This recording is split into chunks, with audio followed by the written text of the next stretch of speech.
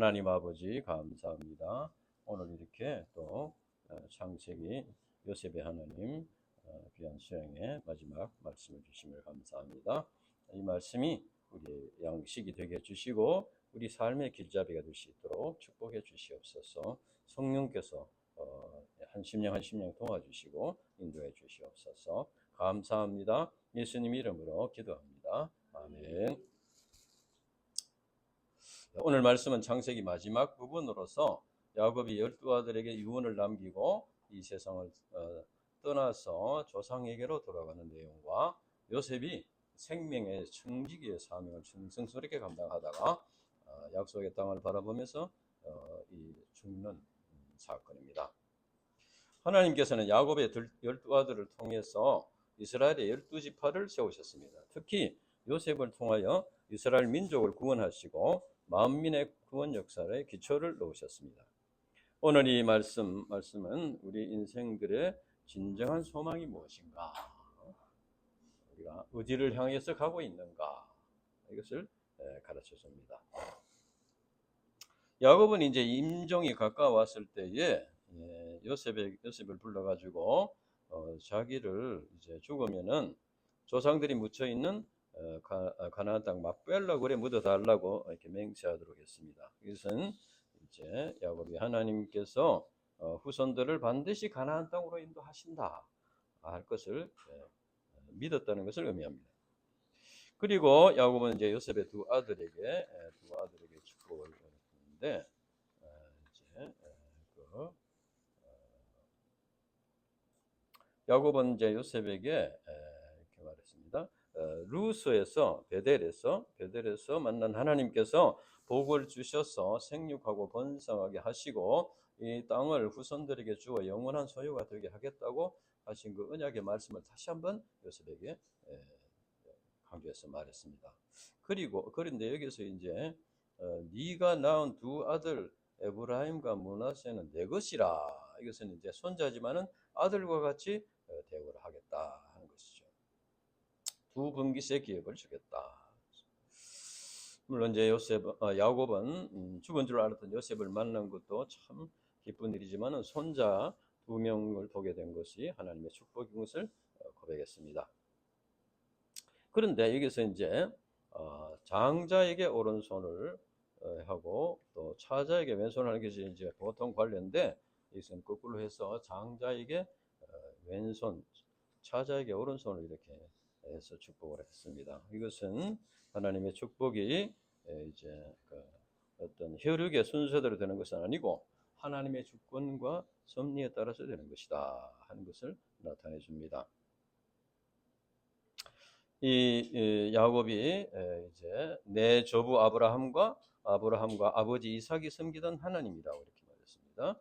이것은 이제 조상의 하나님이 자기의 하나님이 되시고 자기의 하나님이 또 후손들의 하나님도 되신다 하는 것을 믿고 고백하는 것입니다. 이것은 바로 조상들로부터 예언은 하나님의 언약과 축복의 물줄기가 자기를 통해서 후손들에게 내려간다는 것을 믿었다는 것입니다. 야곱은 후손들에게 가나안 땅 막벨라 굴의 장례를 해달라 이렇게 부탁함으로써 하나님의 언약을 믿는 믿음, 본향을 사모하는 믿음을 나타내 보여주셨습니다. 이것을 믿음의 유산으로 남겨주었습니다. 이처럼 야곱은 후손들을 바라보는 역사의식이 있었습니다. 후손들은 야곱의 유언에 따라서 이제 시체를 메고 가나안 땅 막벨라 굴에까지 가서 장례를 지내고 이렇게 하면서 믿음을 더욱 확고하게 하게 되었을 것입니다. 우리 신자들은 하나님의 언약의 말씀을 믿고 하나님 나라를 향해서 가는 거룩한 나그네들입니다. 그래서 우리 신자들은 무엇을 하든지 하나님의 언약의 말씀을 믿는 믿음과 영원한 하나님 나라에 대한 소망의 바탕 위에서 살아야 합니다. 그러니까 하나님의 언약의 말씀을 믿느냐 믿지 않느냐, 또 하나님 나라에 대한 소망이 있느냐 없느냐 하는 것은 평소에는 잘 이렇게 구별이 되지 않습니다.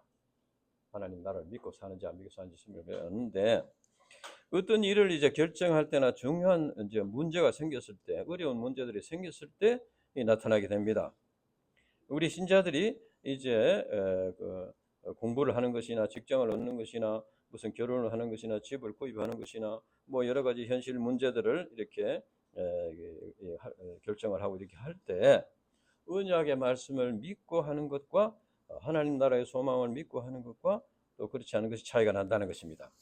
또 어떤 일에 성공했을 때나 실패했을 때, 또 건강할 때나 병들었을 때, 또 삶의 어떤 순풍을 만났을 때나 어떤 광풍을 만나가지고 큰 어려움을 당할 때, 이럴 때 정말 하나님의 언약의 말씀을 믿느냐, 또 하나님 나라에 대한 소망이 있느냐, 없느냐 차이가 드러나게 된다는 겁니다.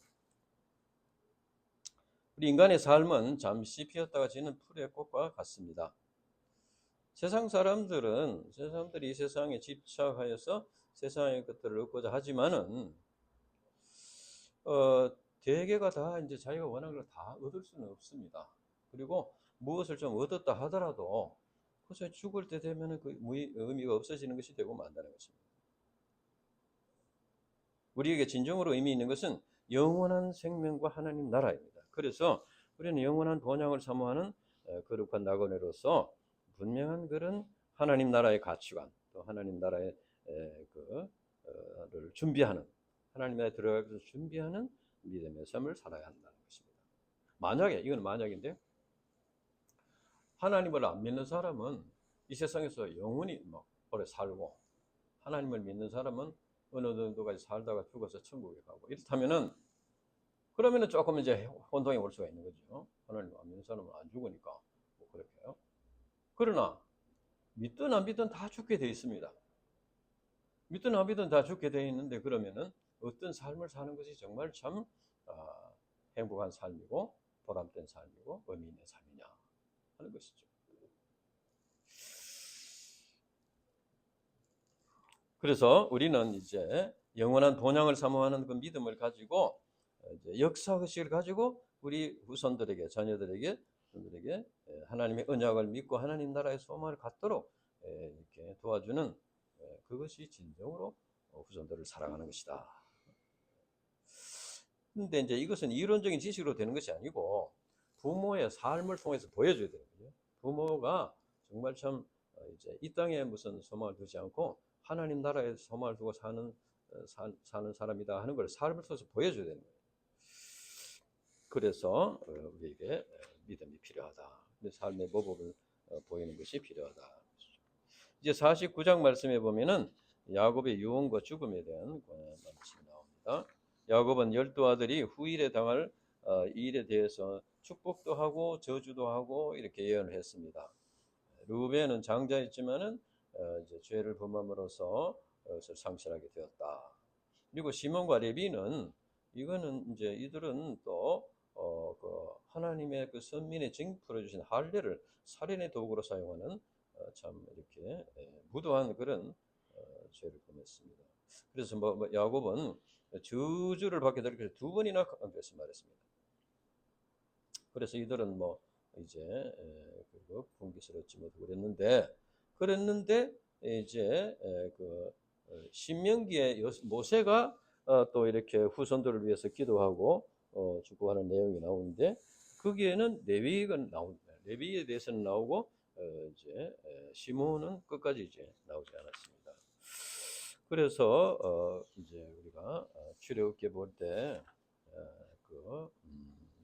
금송아지 사건을 통해서 볼 때 이제 금송아지 사건을 그때는 이 레위 지파가 주도적으로 이렇게 하나님 편에 서고 모세 편에 서서 그들을 이렇게 처벌하는 그런 내용이 나옵니다. 그것은 이제 이들이 그 과정에서 진심으로 회개했다 하는 것을 알 수 있습니다. 이것은 하나님 앞에 죄를 범해서 징벌을 받더라도 회개하고 하나님의 뜻을 이루고 이런 삶을 살면은 다시 회복하는 경우도 있다 하는 것을 보여주는 것입니다. 소망을 보여주는 것입니다. 한 번 징벌을 받으면 그걸로 끝이고 소망이 없고 이렇게 되면은 참 우리가 힘들겠죠. 우리 연약해서 얼마든지 죄에 빠질 수 있고 빠질 수 있는데 그러나 이제 징계를 받았더라도 또 회개하고 이렇게 바로 이렇게 말씀에 순종하고 하나님의 뜻을 이루는 삶을 살면은 그것이 이제 회복해서 이렇게 하나님의 축복을 받게 된다 하는 것입니다. 그래서 우리는 이 소망을 가져야 된다는 것이죠. 유다는 하나님의 찬송이라는 뜻인데 요셉을 노예로 팔고 아버지를 속인 장본이었지만 이 유다도 회개했어요. 회개하고 베냐민이 이제 어려운 문제를 이렇게 당했을 때 자기가 종이 되겠다 이렇게 함으로써 이제 그 회개에 합당한 열매를 맺은 것입니다. 참된 회개는 실제적인 삶의 열매로 나타나다 하는 거예요. 똑같은 상황이 됐을 때 같은 죄를 범하지 않고 이렇게 극복하는 이것이 회개에 합당한 열매를 맺는 것이다. 그리고 이제 다른 뭐 스불론, 이사갈 뭐 이런 쭉 이제 그렇게 보면 대로 이렇게 하고 마지막 요셉은 이제 장자의 대우를 받게 되었다. 야곱은 하나님께서 하늘과 땅, 가정과 산업, 과거와 현재 모든 축복이 요셉과 그 후손들에게 임할 것임을 예언했습니다. 이 본문에 나오는 이 야곱의 예언은 축복의 말도 있지만 저주의 말도 있습니다. 그런데 야곱은 아버지인데 아무리 자식이 이렇게 잘못했더라도 마지막 죽는 순간에는 그래도 축복을 받기를 바란다. 이렇게 해야 옳은 거 아니겠어요? 아버지가 죽으면서 너는 저주를 받을 것이다. 이게 좀 이상하잖아요. 그럼 이게 무슨 의미가 있을까요? 되게 이제 평소에 살아 있을 동안에는 아주 이렇게 판단할 마음이 있었더라도 죽는 순간에는 이제 네가 반성하고 잘 살아라, 복 받고 살아라 이렇게 하는 것이 이제 있을 텐데, 그리고 또 뭐 축복의 말은 못 하더라도 뭐 저주의 말까지는 할 필요가 있었겠나 이런 생각도 할 수 있습니다. 야곱도 아버지로서 아들들이 하나님의 축복을 받기를 원했겠죠. 그런데 왜 이렇게 말했을까요? 왜 이렇게 말했을까요? 이것은 축복은 아버지인 내가 주는 것이 아니다. 하나님이 주시는 것이다. 그걸 가르쳐 주는 거예요. 그래서 우리 인간이 이제 하나님의 축복을 받으려면은 하나님의 마음, 하나님의 그 평가 기준에 이렇게 합격을 해야 된다는 겁니다. 그러려면은 그 평가 기준을 알아야 된다는 것이죠.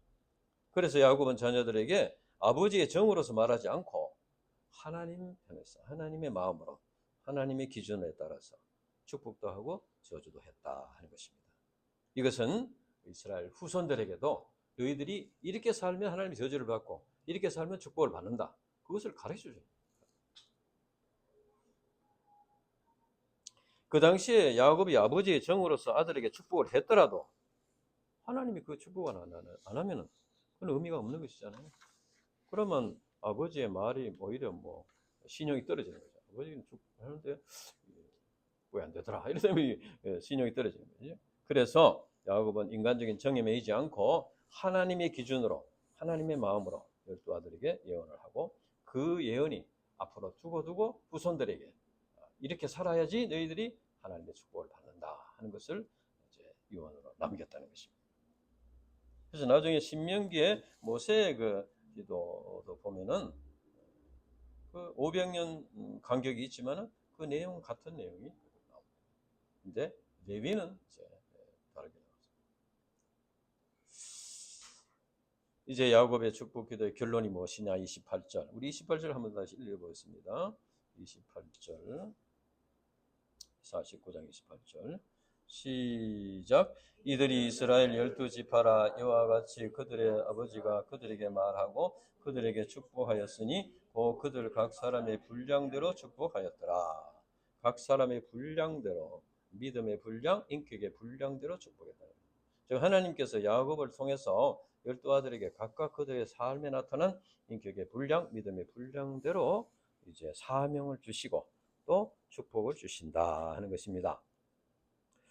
인격과 신앙이 부족한 사람에게 많이 주면 그걸 감당하지 못하게 되고 넘어지기 쉽습니다. 또 인격과 능력이 이제 충분한데, 신앙과 인격이 충분한데 너무 적은 것을 주면은 오히려 그것을 이제 다 활용하지 못하기 때문에 다 이렇게 자기 능력을 발휘하지 못하기 때문에 오히려 또 하나님 구속 역사에 손해가 될 수 있습니다.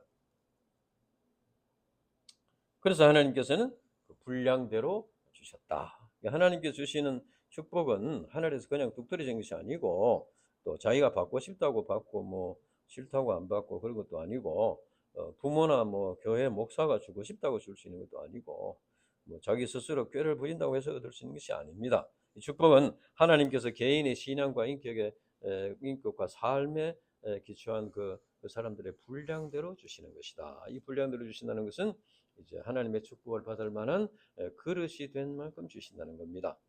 우리가 하나님의 축복을 받을 그릇을 준비하는 것이 바로 그것은 뭘 준비하는 것이냐? 그릇을 준비하는 것은 믿음을 준비하는 것입니다. 믿음과 인격의 변화를 이제 준비하는 것이다. 이제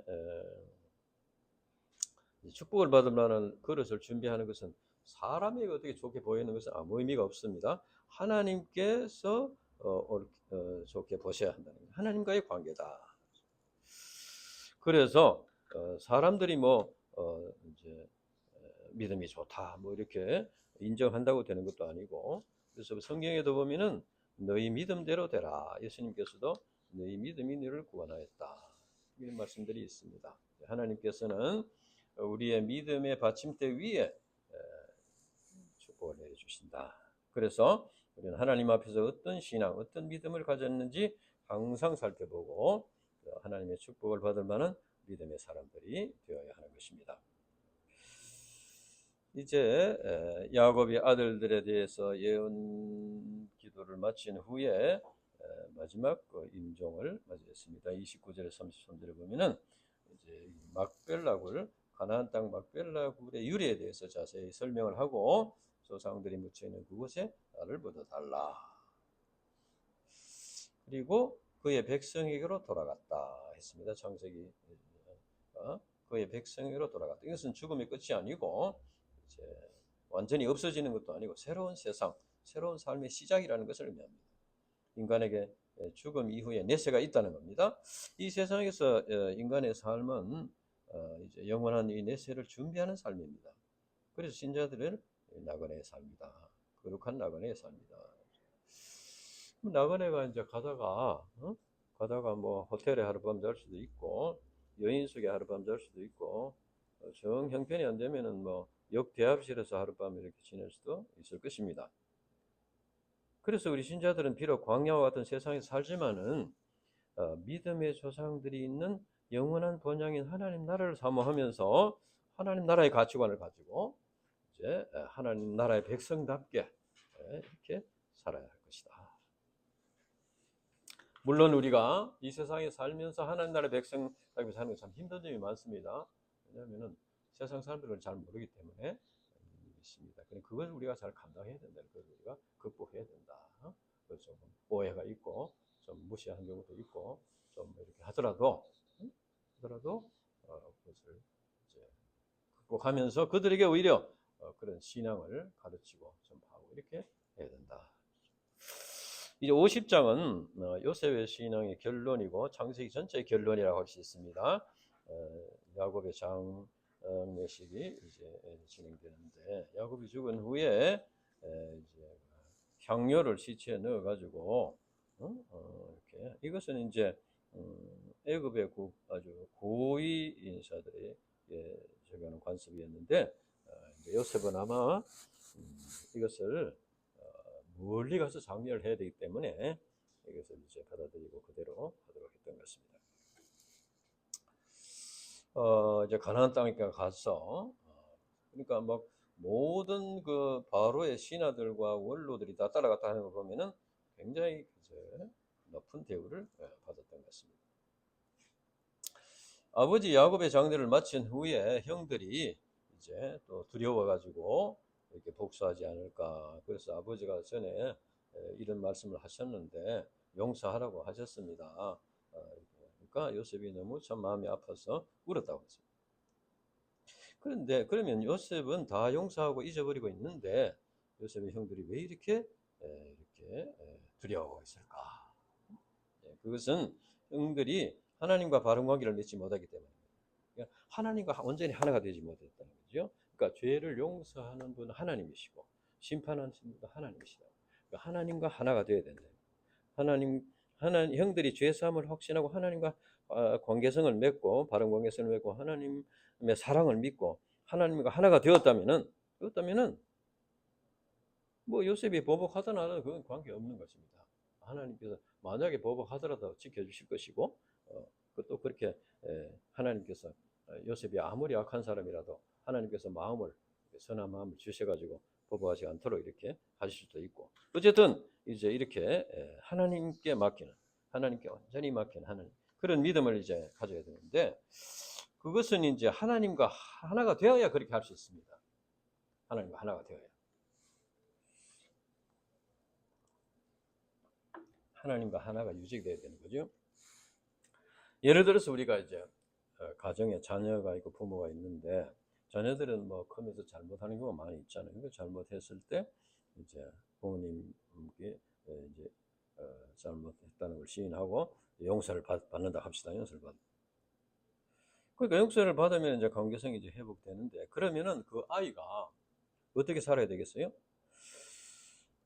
그 다음부터는 그 부모와 이렇게 관계성이 이렇게 끊어지지 않도록, 부모의 마음을 잘 알고 부모를 이제 기쁘게 하고 이렇게 해서 그 부모와의 관계성을 잘 유지를 해야 됩니다. 유지를 해야지 되지. 만약에 이 아이가 부모와의 관계성을 유지하지 못하면 어떻게 됐습니까? 전에 부모가 용서해 준 것까지도 믿지 못하게 되는 경우가 생겨요. 그래가지고 부모가 나를 싫어하죠. 자기가 부모의 그 뜻대로 부모를 기뻐하는 대로 이렇게 살지를 못하니까 부모가 자기를 싫어할 것이다. 그래서 과거에 용서해 준까지도 믿어지지 않고 희미해지고 그렇게 될 수 있는 거예요. 이와 같이 우리가 주님의 십자가의 공로로 죄사함을 받았으면은, 그 다음에는 하나님과의 바른 관계를 이제 맺었는데, 그러면 하나님을 기쁘시게 하는 삶을 우리 살아가면서 하나님과의 관계를 유지를 해야 됩니다.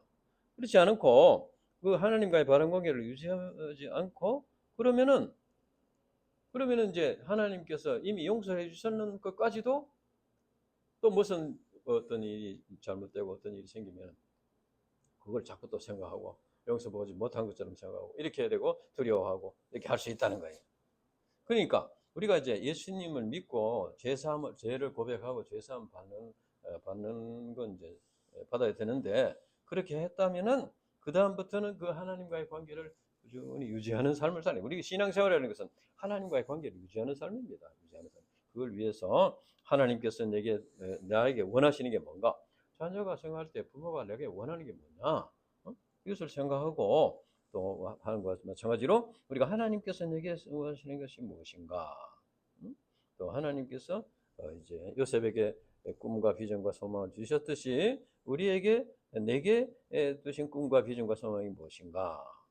이것을 깨달아 가지고, 그래서 그걸 이제 따라서 이렇게 할 때 하나님께서 기뻐하시고 또 하나님께서 그것을 통해서 하나님과의 관계가 이렇게 유지가 되는 것이죠.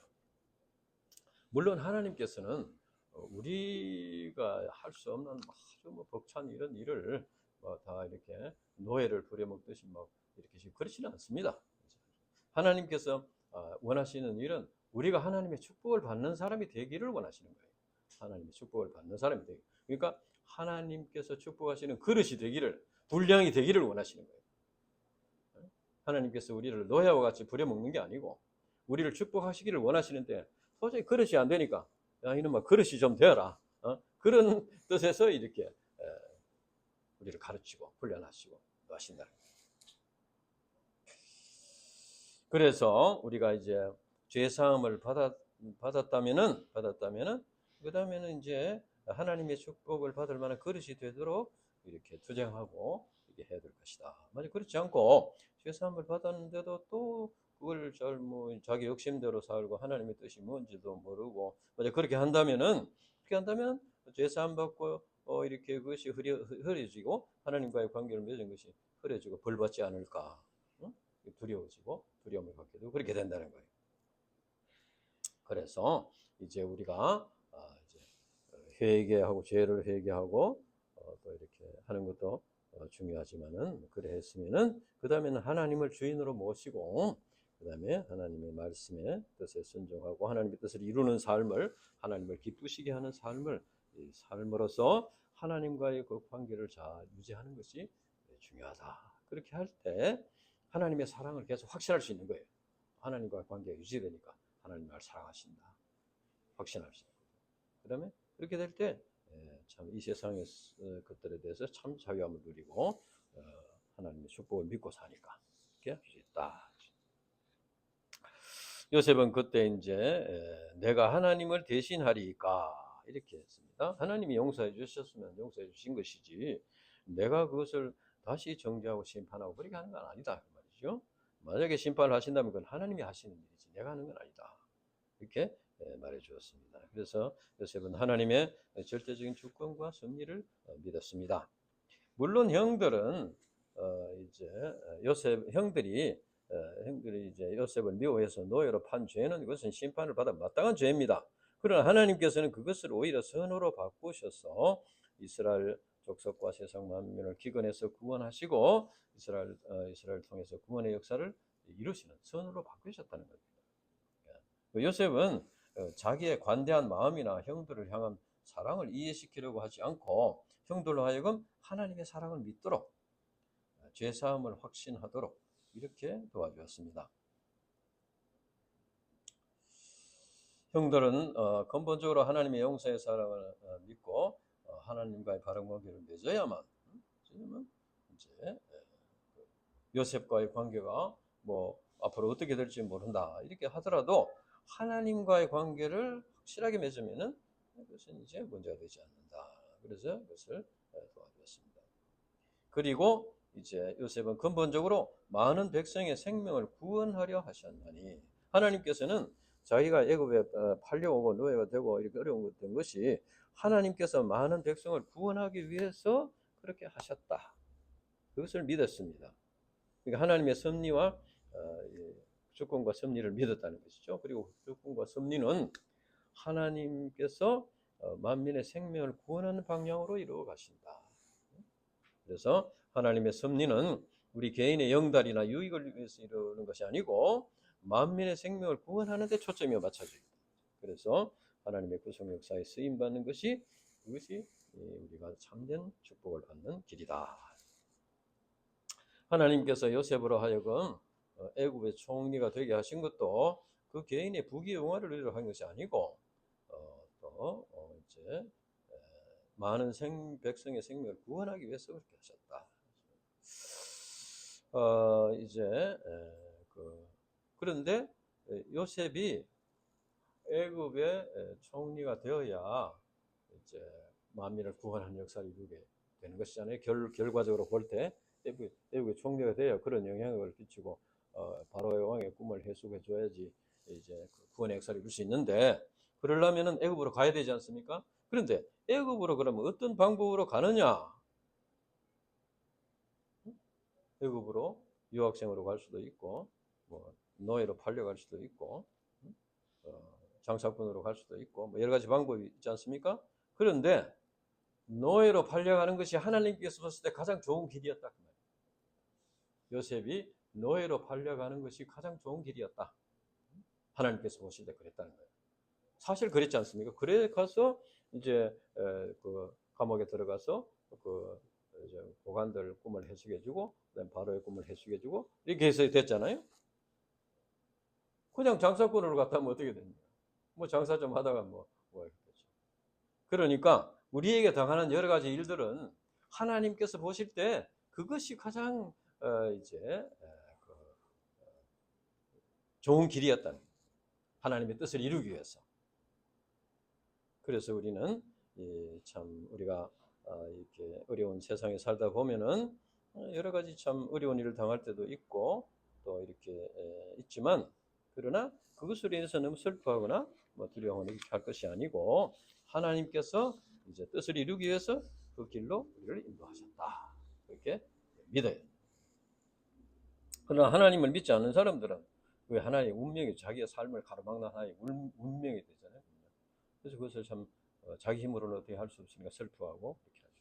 그러나 우리 신자들에게는 하나님의 주권과 사랑을 믿고 하나님의 섭리로 된 것임을 믿기 때문에 그것을 이제 이겨나갈 수가 있다는 것입니다. 그래서 이제 그 하나님께서는 우리 인간의 모든 일과 인간의 그 약점이나 죄까지도 사용하셔서 만민 구원 역사를 이루신다. 선으로 바꾸셔서 뜻을 이루신다. 이것이죠. 그래서 우리는 이제 하나님의 섭리, 주권과 섭리를 믿는 믿음으로 나가야 된다. 이제 요셉은 마지막 이제 모습, 요셉의 마지막 모습을 보여주는데 22절에서 26절에 보면은 110세에 죽었습니다. 요셉은 하나님께서 반드시 후손들을 애굽 땅으로 이끌어내어서 약속의 땅 가나안으로 인도하실 것을 믿고 나중에 후손들에게 너희들이 가게 될 테니까 그때 갈 때 잊어버리지 말고 해골을 메고 가서 묻어달라. 그래서 이 창세기 마지막 부분이 야곱의 장례식과 요셉의 죽음으로 끝을 맺고 있습니다. 참 이제 야곱도 마찬가지지만 요셉을 볼 때 참 너무나 참 극적인 그런 참 삶을 살았습니다. 그래서 예수님의 그림자라고 할 만큼 아주 참 이제 온전한 삶을 살았습니다. 그러나 그 요셉도 죽었습니다. 그건 뭘 말합니까? 그 요셉도 죄인이었다 그 말이에요. 이로써 이제 족장 시대가 끝나고 출애굽과 가나안 정복 시대에 또 사사 시대로 이루어지게 되는데 이와 같이 사람과 시대는 바뀌어도 하나님의 구속 역사는 꾸준히 이어지고 있다. 우리 UBF도 이제 개척 조상들이 하나 둘씩 이제 세상을 떠나고 있습니다. 그러나 구속 역사는 계속 이루어지고 있다. 우리 대구 UBF 역사도 이제 경북대, 계명대, 영남대, 대구대, 카톨릭대, 교육대 많은 캠퍼스의 복음 역사도 이것도 이제 사람은 이제 바뀔 수 있지만은 이 구속 역사는 그대로 이루어진다. 내가 이제 생각해 볼 때도 이제 얼마나 앞으로 감당할 수 있을지 알 수 없습니다. 내가 이제 죽겠지만은 여러분들이 좀 감당하다가 또 죽고 또 그 후손들이 또 세움을 받아서 감당하시고 이렇게 할 것이다. 그래서 이제 내가 지금까지 지난 25년 동안 이걸 하면서 그 믿음을 놓지 않으려고 할 수가 없거든요. 그래서 히브리서 11장을 매일 암송을 하고 있습니다. 매일 암송을 하면서 현실을 보면은 믿기가 어려운 그런 일들이 많이 있었지만은 그거를 잃지 않도록 그 믿음을 잃지 않기 위해서 또 기도하고 또 말씀을 해요. 그래서 이제 우리 다니엘 목사님이나 디모데 목사님이 말씀의 종으로서 쓰임을 받고 또 그 후손들이 이렇게 세움을 받고 이렇게 할 것을 믿는 믿음을 하나님께서는 구원의 하나님이시고 섭리의 하나님이시고 소망의 하나님이시다. 그것을 믿고 믿음으로 나가야 되겠습니다. 기도하고 마치겠습니다. 하나님 아버지 감사합니다. 오늘 이제 창세기 여러분 시장의 말씀 우리 각자에게 귀한 말씀을 주셔서 감사합니다. 하나님 아버지요, 우리 인생이 이 세상에 영원히 사는 것이 아니고 이 세상에 잠시 살다가 죽어야 하는 나그네 이런 것을 우리가 일찍부터 인식하고 이제 거기에 합당한 거기에 하나님의 뜻을 이루는 믿음의 삶을 살 수 있도록 축복해 주시고 인도해 주시옵소서. 이번에 배운 말씀 또 깨달은 말씀 영접한 말씀들을 이제 다 마음에 깊이 새기고 감당해 도와주시옵소서. 감사합니다. 예수님 이름으로 기도합니다. 아멘.